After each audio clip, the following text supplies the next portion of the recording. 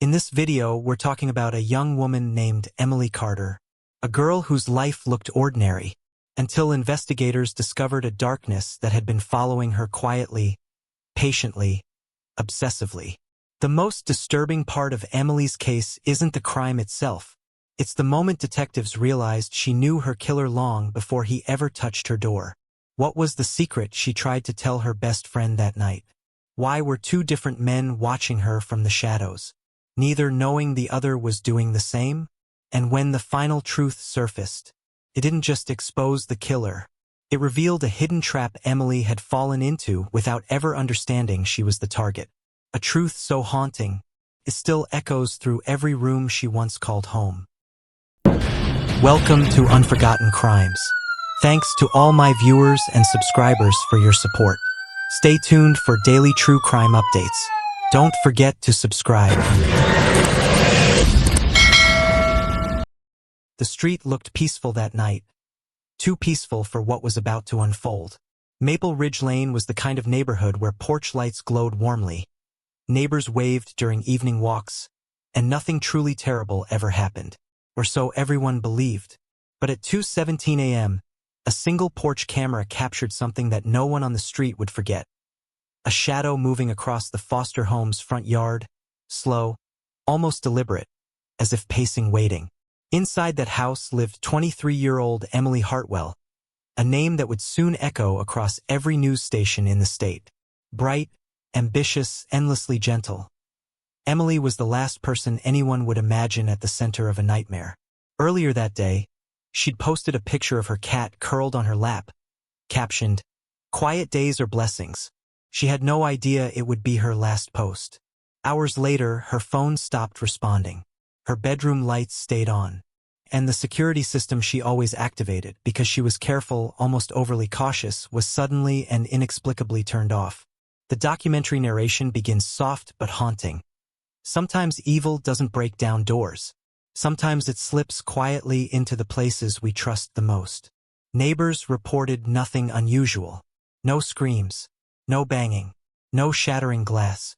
That was the first chilling detail investigators noticed. Whatever happened inside that house happened silently. At 3:02 a.m., Emily's phone pinged a strange outgoing text. An unfinished message to her best friend, Ava. "Can you call me? I think someone..." And then nothing. No follow-up. No call. No signs of a struggle on the front porch camera. Only that drifting shadow. Too tall to identify, too fast to match any known resident. When police were finally dispatched for a welfare check the next morning, they found the sliding back door slightly ajar. Emily's purse sat neatly beside the dining table. Her car remained in the driveway, and her bedroom was unnervingly untouched, as if she had simply stepped out for a moment and never returned. The officer's body cam captured one quiet sentence as he stood in the doorway, sensing something terribly wrong. "It's like she vanished in the middle of breathing." The officer takes one more step inside, and the house alarm suddenly reactivates on its own. Emily Hartwell's disappearance sent ripples of fear through Maple Ridge Lane. But to understand why her case became unforgettable, investigators had to step backward, into the life she lived so openly, yet so quietly. The transition from the silent house to the warm glow of her memories feels almost jarring, as if the world she cherished never expected darkness to touch her. Emily was the kind of person people trusted without hesitation. 23, a nursing student, endlessly patient, always the first to comfort others yet rarely asked for help herself. Friends described her as soft-spoken but deeply feeling, someone who loved with her entire heart, often more than people deserved. Ava, her best friend, said in her interview, "Emily wasn't naive. She just believed in the good in people, even when they didn't give her a reason to." This chapter reveals the emotional core of the victim, the warm world the audience must now grieve. Emily's life seemed small but meaningful: coffee shop shifts, late-night study sessions, handwritten notes taped to her bathroom mirror reminding her to breathe on stressful days. She kept a small journal too, the kind with pressed flowers on the cover. Investigators would later find a half-written entry dated 2 days before she vanished. "I'm trying to trust my instincts more. Something feels off lately, I can't explain it. Maybe I'm overreacting. I always overreact. It was the first quiet crack in her otherwise bright atmosphere. And then there was Liam Brooks, her boyfriend of 8 months. A charming, thoughtful, overly attentive man who seemed devoted to her. But those who knew Emily well said her love for him was the kind that ran deep. Sometimes too deep. She forgave quickly, apologized first, and tried harder than anyone ever asked her to. She held on even when things got uncertain. Detectives noticed this pattern early. Emily often loved past the point of safety. Her mother's voice trembles in the interview. She saw the best in everyone. She never imagined someone could take advantage of that. Their relationship appeared perfect from the outside, but every perfect picture hides shadows just beyond the frame. 2 days after Emily disappeared, Liam walks into the police station on his own, asking to speak to investigators privately. Detectives didn't expect Liam Brooks to walk into the station that morning, but the moment he did, the energy in the room shifted. He looked calm, too calm for someone whose girlfriend had vanished without a trace. His eyes were tired, yet his smile carried a strange stiffness that felt unnatural. He sat down across from Detectives Reynolds and Clark, hands clasped neatly, posture unshaken. It was the first moment investigators wondered whether Liam was hiding something. Not guilt, but awareness. Almost as if he anticipated every question. Almost as if he had rehearsed. That was the first crack detectives noticed today. When asked about the last time he saw Emily, Liam's voice softened. He claimed they had argued, something small, something about boundaries, something he insisted wasn't serious. Yet his phrasing felt rehearsed, polished, as though shaped to remove any sense of threat. Detective Reynolds later described it as emotion without weight. That interview alone wasn't alarming. But what detectives found later that day was. Reviewing Emily's phone logs, investigators noticed a pattern. Emily had tried calling Liam 3 times the night she disappeared. He never answered. He never called back. And yet he told detectives he'd been awake. Just thinking. Alone. But the true shift came from a single voicemail Emily recorded the week before. Her voice trembled slightly as she said, "Liam's been acting different. I don't know if I'm imagining it." She never sent it, never deleted it, just saved it. A quiet warning tucked inside a forgotten folder forever. It was this message that transformed Liam from grieving boyfriend to person of interest. Suddenly, his stiff smile, his poised demeanor, his calculated calmness all meant something else. Red flags that once looked like shadows now appeared as sharp outlines. Detectives agreed. This was no ordinary missing persons case anywhere. Late that evening, as detectives sifted deeper into Emily's digital trail, another inconsistency emerged. One that made the room fall silent. Liam had told them he hadn't spoken to Emily after their argument, but her messaging app revealed a deleted thread with his name on it, time-stamped just an hour before her last unfinished text. Only fragments remained, reconstructed through system logs. A missed call, a typing indicator, then sudden deletion. Someone had tried to erase their final exchange. And whoever did it knew exactly what they were hiding.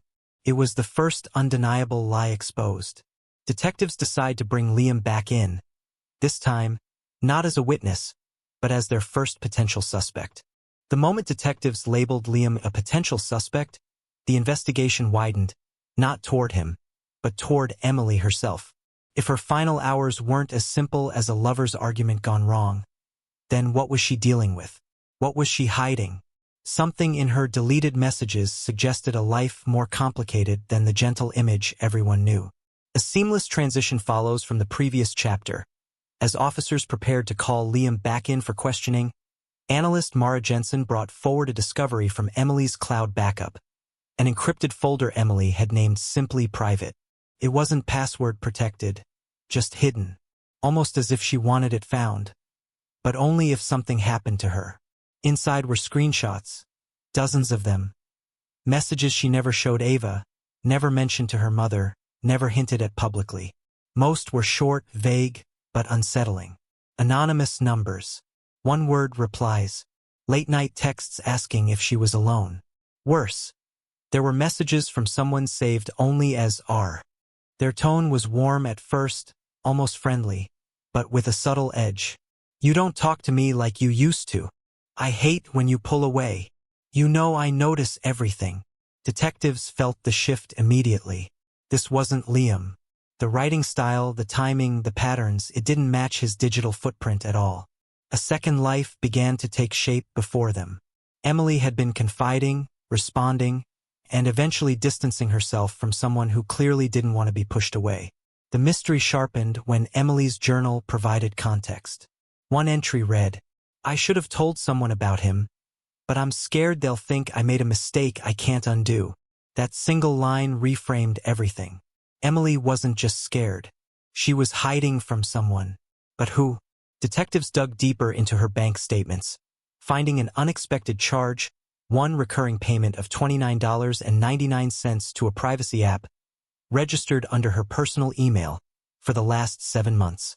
Emily was protecting something, or protecting herself from someone. Whoever R was, he existed in the shadows of her life.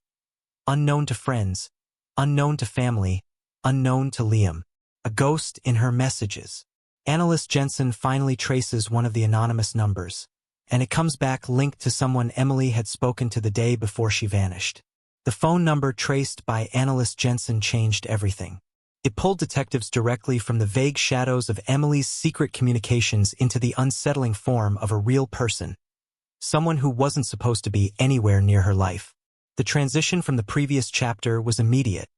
As soon as the match returned, Detective Reynolds leaned over the monitor and whispered, "This isn't random." He knew her. The number belonged to Ryan Cole, a 27-year-old tech support specialist who had briefly worked at the cafe where Emily picked up extra shifts. His employment record showed he'd stayed only 3 weeks. No disciplinary issues, no complaints, just a quiet resignation. But what stood out was the timing. Ryan left the cafe the same week Emily started avoiding certain evening shifts. Detectives moved quickly, pulling surveillance from the cafe's security archives. What they found was a slow, unnerving progression. Ryan lingered near Emily's workspace. He hovered behind her during closing hours. His eyes followed her even when she didn't notice. In one grainy clip, he slipped a handwritten note onto her backpack, something she removed quickly, looking around with a nervous expression before tucking it into her pocket. This pattern wasn't casual interest. It was fixation. Cross-referencing his digital footprint with Emily's encrypted folder revealed a disturbing escalation. Those anonymous messages, the late-night check-ins, the subtle demands, the veiled jealousy, all matched Ryan's writing style. He had been trying to stay in her orbit long after she stopped responding. A recovered voicemail from Emily's phone added emotional gravity to the discovery. "He keeps appearing places. I don't want to cause trouble, but I think he's watching me." Her tone was fragile, caught between fear and self-blame. Ryan's online activity painted the last piece of the picture.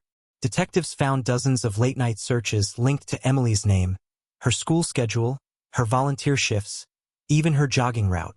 There were saved photos from social media, screenshots of her comments, and multiple view logs of her Instagram stories. It wasn't love. It wasn't admiration. It was surveillance. Yet the most chilling discovery came from the cafe footage timestamped the day before Emily disappeared. At 5:42 p.m., Emily left through the back door. Less than a minute later, Ryan stepped out from the employee hallway and followed at a distance, disappearing off camera. He never mentioned this to detectives. As investigators prepare to bring Ryan in, they uncover one more video clip, one showing him standing at the end of Emily's street on the night she vanished. The footage of Ryan standing at the end of Emily's street rewired the entire investigation. Detectives moved from scattered suspicions to a focused, chilling reality. Emily hadn't just been followed during the day, she'd been watched at night. The transition from the previous chapter was seamless and terrifying. What Ryan did off-camera mattered just as much as what he'd done on it. Detectives pulled Emily's final 24 hours apart minute by minute. According to her phone activity, she'd returned home from the cafe at 9:14 p.m. She texted Ava at 9:27. "Home. Exhausted. Kinda jumpy tonight." Ava replied with a laughing emoji, assuming it was stress. Emily didn't answer. But the most haunting clue came from a smart home device in her bedroom. At 12:03 a.m., the lights turned on for 4 seconds. Not long enough to walk across the room. Not long enough to look for something. Just long enough to check if someone or something was there. Digital forensics confirmed the switch wasn't activated manually. It was triggered through the app on her phone. And Emily wasn't holding her phone at that moment. A recovered audio file from her voice notes, timestamped just an hour earlier, revealed a new layer of fear. Emily whispered, as though trying not to wake the house. "I can't shake the feeling someone's outside again. I keep hearing the same tap on the fence. Maybe it's nothing, but I haven't slept." Not really. Her voice had changed. Gone was the soft warmth. In its place, a tension that hinted she'd been living with fear longer than anyone realized. At 1:11 a.m., her phone camera activated for less than half a second. The frame captured only darkness. Yet forensics detected motion blur consistent with a quick raise of the arm, as if Emily suddenly pointed her phone at her window.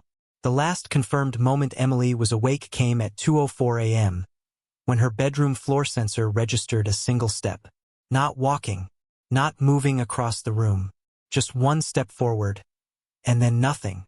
Paired with the porch camera shadow captured at 2:17 a.m., the timeline hardened into a chilling pattern. Emily wasn't asleep. She wasn't unaware. She was waiting. Detectives uncover the final alert her system logged that night. An unknown device connecting to her home Wi-Fi minutes before she vanished. Alert about an unknown device connecting to Emily's home Wi-Fi shifted the investigation from disturbing to nightmarish. Digital forensics pinpointed the connection at 2:09 a.m., 8 minutes before the porch camera captured that drifting shadow. The transition from the previous chapter was immediate and seamless. If someone gained access to her network, they weren't outside anymore. They were closer, much closer. Detective Clark stared at the data logs with a tightening jaw. "Someone was in the house before she disappeared," she said quietly. This wasn't forced entry. This was planned access. The team rushed back to the Hartwell home for a secondary sweep, this time focusing on blind spots, the corners untouched during the first check, the spaces where a terrified person might hide or be trapped. Emily's mother insisted she had checked the entire house that morning, but trauma often blurs detail, and investigators knew they needed to look again with colder eyes. That's when technician Lucas found it. A slight misalignment in the upstairs hallway closet door. Barely noticeable, almost intentional. When he pulled it open, a faint scuff on the inside wall caught his attention. A shoe mark. Fresh. The air seemed to tighten as detectives examined the tiny space. A folded blanket, an empty water bottle, and wedged behind a storage bin, Emily's spare phone, the one she used only for journaling, playlists, and private notes. The screen was cracked, the battery dead, but its last photo was still recoverable. A blurred shot taken in panic, showing nothing but the corner of her closet door and a sliver of a shoulder. Not hers. A man's shoulder. The timestamp was 2:05 a.m. For minutes before the unknown device connected to her Wi-Fi. Meaning Emily hadn't just sensed someone was in her home. She saw him, close enough to photograph, close enough to terrify her into silence. When detectives enhanced the image, they froze. The fabric of the shirt, dark gray, with a distinct vertical seam, matched one seen earlier on cafe footage pulled from Ryan Cole's final shift. He had been wearing it the day before he quit, the day he followed Emily through the back lot. But the horror deepened. Inside the closet, tucked behind the baseboard, investigators found a tiny wireless nano camera. One that had been running for weeks, its feed linked to an unknown account. Someone had been watching Emily inside her own house, watching her sleep, watching her fear build. The man behind the closet door hadn't been a one-time intruder. He had been living in her home's blind spots. Forensics traces the nano camera's registered IP, and it leads detectives to a location Ryan has no alibi for on the night Emily vanished. Detective Clark's voice tightened as she reviewed the digital forensics report. The nano camera found in Emily's closet hadn't been active for days. It had been live streaming for 3 weeks, storing every recording to a hidden cloud folder accessible through one encrypted account. The transition from the previous discovery was immediate. If someone had been inside that closet, they had been studying Emily long before the night she vanished. When the team opened the cloud archive, the room fell silent. Video after video showed Emily in her most vulnerable moments, brushing her hair before bed, sketching at her desk, crying silently on the night she texted her friend Lily about feeling watched, pacing her room at 1 a.m. with her headphones off, listening for sounds she couldn't explain. Then came the most horrific clip. 2 weeks before she disappeared, Emily sat on her bed journaling out loud, recording a voice note. Her voice trembled. "If someone is listening, please stop. I don't know what you want from me." She paused. "I don't know if I'm imagining this, but I feel like someone is always here, like eyes I can't see." In the corner of the frame, behind her reflection in the mirror, barely visible, was a silhouette shifting in the hallway. Watching. The timestamps proved the stalker wasn't acting on impulse. This was patterned, obsessive surveillance. The cloud account name made the room colder still. Hartwell_girl_03. Meaning there had been others. Or he planned for there to be. The IP address tied to the account didn't lead the detectives to a home. It led them to a rundown storage facility 3 miles from the Hartwell house, a place Ryan Cole had rented months earlier under a fake address. When police accessed his unit, they found a makeshift monitoring station. Multiple screens, a mattress on the floor, and printed photos of Emily taped to the walls. Some taken from outside her home, others from inside. But the most disturbing item was a handwritten list pinned above the screens. Observation, entry, familiarization, contact, retrieval. Retrieval, Clark whispered. Of what? Or who? On the desk lay a single Polaroid, timestamped the night she vanished. Emily, asleep in her bed, minutes before she woke up and sent that terrified final text. Behind the Polaroid, detectives uncover a scribbled note containing a name, someone they never expected to be connected to Emily's disappearance. The name scrawled on the note, Lily Carter, landed like a punch to the chest. Detective Clark didn't want to believe it, but the connection forced its way into the investigation with undeniable weight. Lily wasn't just Emily's best friend. She was the last person Emily had spoken to before she disappeared. The transition from the discovery was instant and chilling. Whoever had taken Emily had left that name deliberately, as if daring them to follow the trail.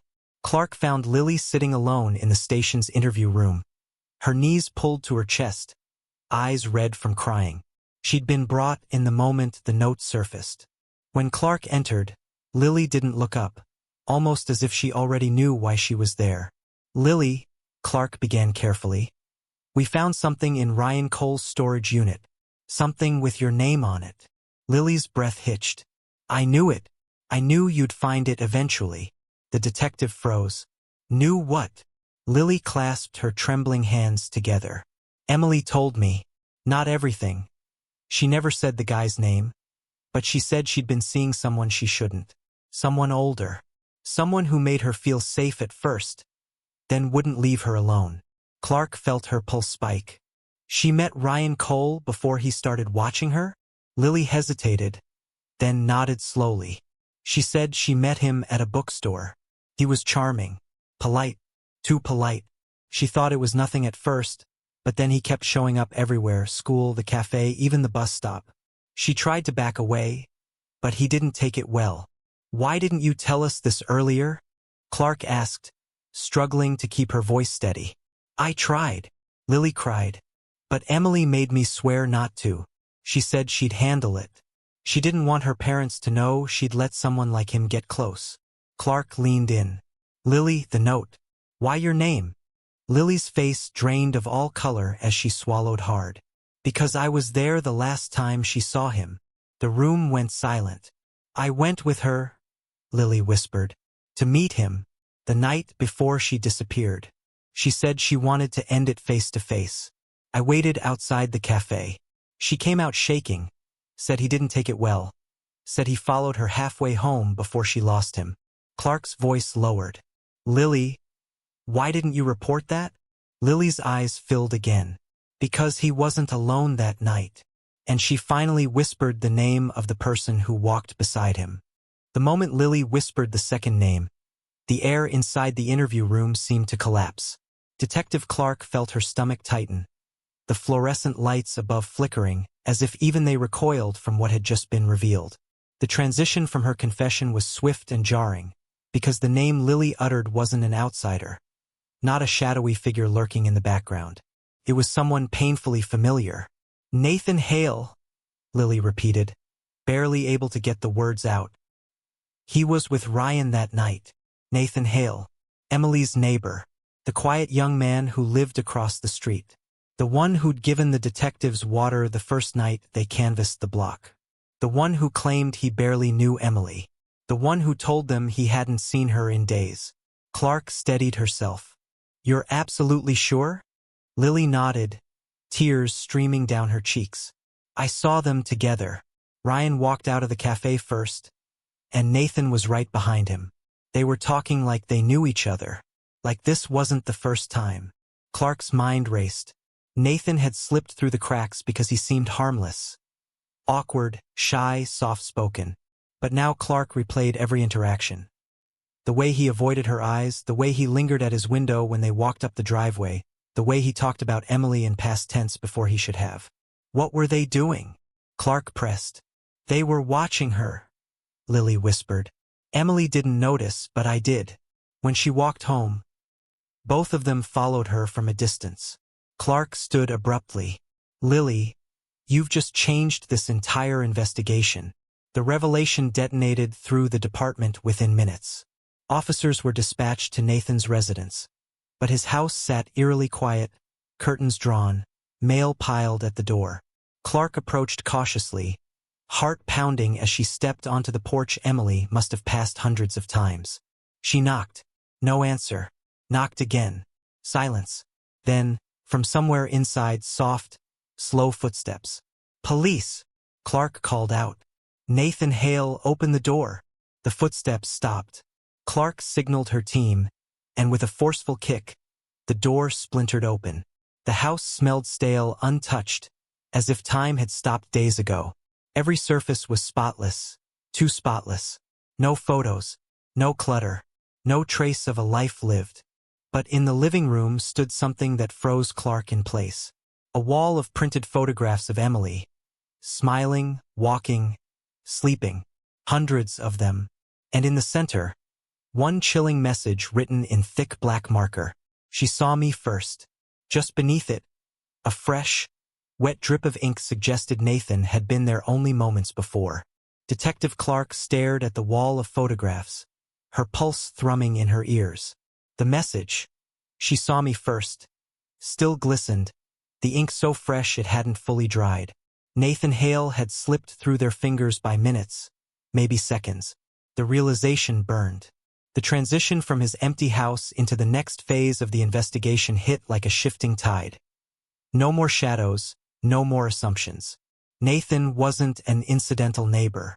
He was a central piece, maybe the central piece. But the truth waiting behind his disappearance was far more devastating than anyone expected. A forensics team swept through the living room, collecting the photos one by one. Clark's eyes kept landing on a pattern she couldn't ignore. Nathan wasn't in any of the pictures.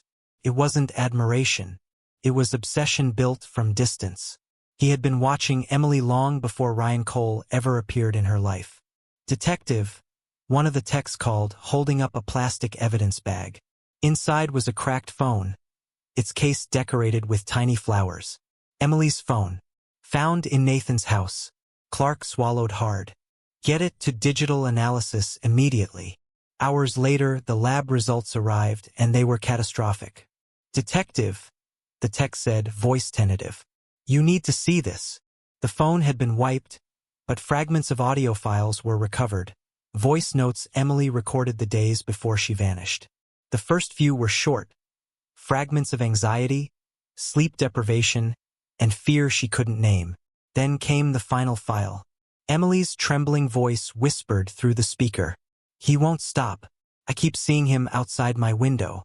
I told Nathan about Ryan following me, and he said he'd help. But now Nathan's acting strange too. I don't know who to trust anymore. I feel like I'm being watched from every direction. Clark froze. Emily had confided in Nathan. Nathan positioned himself as protector. Ryan positioned himself as admirer. But both had been watching her. Both had crossed lines. And then came the twist that shattered everything. Another recovered file, a video clip. Only a second long. Dark, blurry, chaotic. But the audio was unmistakable. Emily's voice? Breathless, panicked. Nathan, please, don't let him. The clip ended abruptly. Two shadows moved in the dim frame. Two men. Together. Clark's stomach dropped. This wasn't a rivalry. This wasn't jealousy spiraling into violence. This was collaboration, partnership, pact. The department fell silent as the horrifying implications settled over everyone like a heavy fog. Nathan and Ryan hadn't been working alone. Someone else had set their obsession in motion. And the evidence pointed to a third presence hiding just out of frame. The revelation of a third presence changed everything. The investigation, already fragile, widened into a labyrinth of connections that none of them had anticipated. The transition from the shocking discovery to the courtroom unfolded like a storm finally breaking, and Detective Clark could only hope the truth would hold its ground. Nathan Hale was arrested 3 days after the video fragment surfaced, found hiding in an abandoned cabin on the outskirts of town. Ryan Cole was captured only hours later, attempting to cross the state line.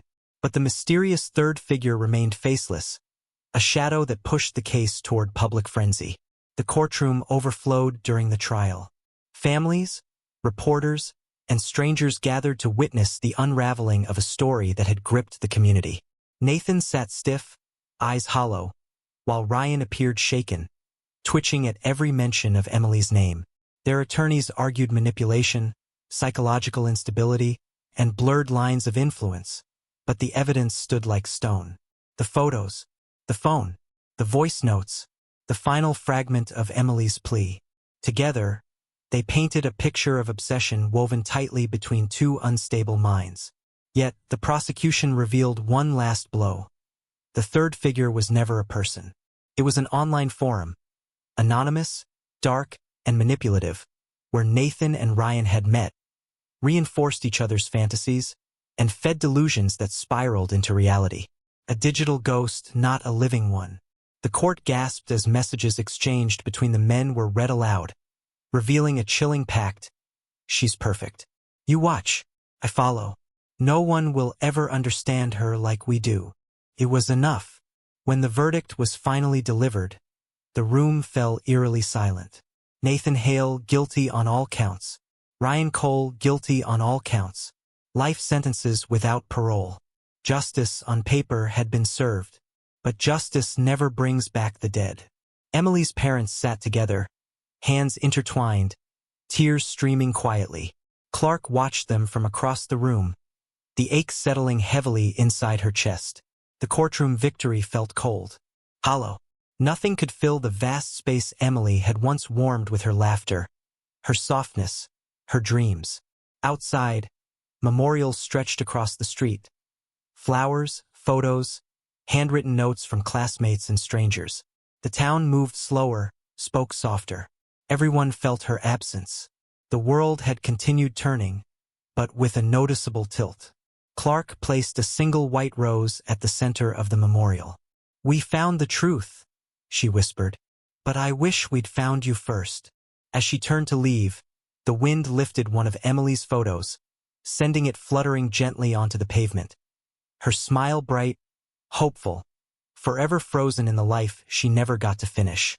And in that moment, the verdict felt final, but the void she left behind felt endless.